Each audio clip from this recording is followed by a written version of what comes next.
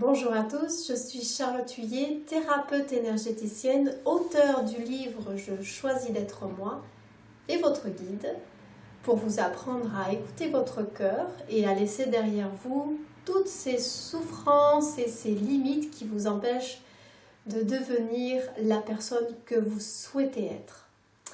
Alors aujourd'hui, je voulais parcourir avec vous 3 stratégies qui vous aideront à vaincre le doute. Alors le doute, moi j'aime bien cette image qui le représente bien. Le doute, c'est comme des petits canaux souterrains qui vous minent depuis l'intérieur, qui peu à peu détruisent vos rêves, qui détruisent ces convictions et vous font renoncer à de merveilleuses expériences. Donc pour commencer, j'aimerais qu'on comprenne qu'est-ce que le doute et comment est-ce qu'il s'immisce sournoisement en nous. En vérité, le doute, il entre en scène quand on a suffisamment autour de nous de personnes, d'événements,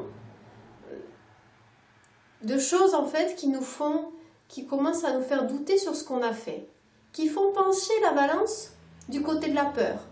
Du côté du « je vais pas y arriver »,« je me suis trompée »,« je suis trop nulle »,« je suis incapable ». Donc on était à un moment donné super motivés et à cause de toutes ces personnes-là autour de nous, à cause de tous ces facteurs-là autour de nous, on commence à douter. On commence à penser que nos belles idées, finalement, elles sont pas si belles, que finalement ce projet, ça vaut pas la peine, que finalement on va tout laisser tomber parce que non, on a dû se tromper à un moment donné. Donc je voudrais vous expliquer comment justement on arrive à reconnecter avec ces belles idées, avec ce beau projet, avec tout cet enthousiasme qu'on avait au départ et qui s'est évaporé juste parce que 3 ou 4 personnes nous ont dit « Oh non, non, tu devrais pas faire ça. Hein. Non, non, tu devrais pas faire ça. T'as vu les risques que tu prends?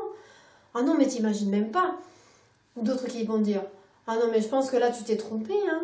Ah oui, là, non, moi, je ferais pas ça à ta place. Hein. Ah non, non, non, non, je pense que tu te trompes là. » Donc voilà 3 manières pour essayer de pallier à tous ces commentaires, toutes ces critiques, tous ces jugements, toutes ces paroles en fait qui vont nous faire nous dévaloriser, nous faire penser qu'à un moment donné, on s'est trompé et qui vont instaurer en nous ce doute. Alors la première chose, la première méthode, c'est tout simplement de quantifier objectivement les conseils, entre guillemets, qu'on nous donne. Parce que les gens sont bourrés de bonnes intentions, mais n'empêche, ils vous donnent des conseils sur des choses que généralement eux-mêmes ne connaissent pas. C'est-à-dire, si vous vous lancez dans un projet qui a un rapport, je ne sais pas moi, dans une nouvelle entreprise, dans un domaine très particulier, que vous connaissez un petit peu, et vous avez des tas de personnes autour de vous, peut-être votre papa, votre maman, vos frères et sœurs, je ne sais pas, vos amis, qui vous disent « Ah ben non, non, non, surtout ne te lance pas là-dedans, c'est très risqué, le marché de l'emploi, etc. etc. » Et en fait, vous vous rendez compte bien souvent que ces personnes-là, elles n'ont aucune idée de ce domaine-là. Elles n'ont aucune idée de ce dont elles parlent. Donc, est-ce qu'il est vraiment opportun d'écouter des gens qui n'ont aucune idée de ce dans quoi vous allez vous lancer? Moi, à mon avis, c'est pas forcément opportun. C'est pas forcément une bonne idée que de les écouter. Parce que, qu'est-ce qu'ils ont réussi à faire dans leur vie? Faites un petit peu le rapport objectif des conseils qu'ils vous donnent. Écoutez, oui, des conseils de gens qui ont fait la même chose, qui se sont peut-être trompés, même si vous n'êtes pas cette personne-là, et donc forcément, vous n'allez pas forcément avoir le même résultat. D'accord? Donc, la première chose, c'est bien de quantifier objectivement les conseils, les paroles, tout ce qu'on vous dit autour de ce projet, de cette idée que vous avez. D'accord? La deuxième chose, c'est de prendre une feuille de papier en fait et un crayon et de noter toute cette petite voix qu'on a dans la tête et qui nous dit justement de pas nous lancer, qu'on s'est trompé, que c'est pas le bon moment ou que...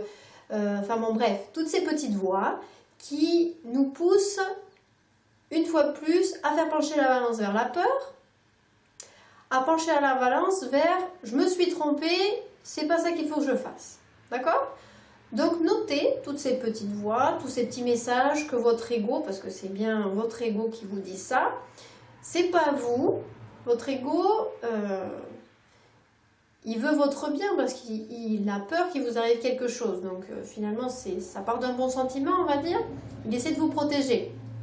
Sauf que l'ego, son expérience de la vie, ça vient uniquement du passé.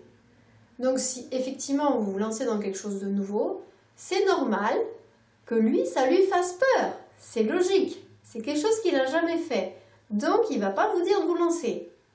Mais l'ego, le problème, c'est que ce n'est pas un très bon conseiller. En général, il va plutôt vous brider et il va vous empêcher de faire des choses nouvelles. Donc si c'est quelque chose de nouveau, l'ego, en principe, il ne faut pas l'écouter. D'accord? Donc tout ce que vous avez écrit sur cette petite feuille, vous allez simplement le rayer. Non, je ne veux pas croire cette phrase-là, je ne veux pas penser cette chose-là, je ne veux pas croire à tout ça.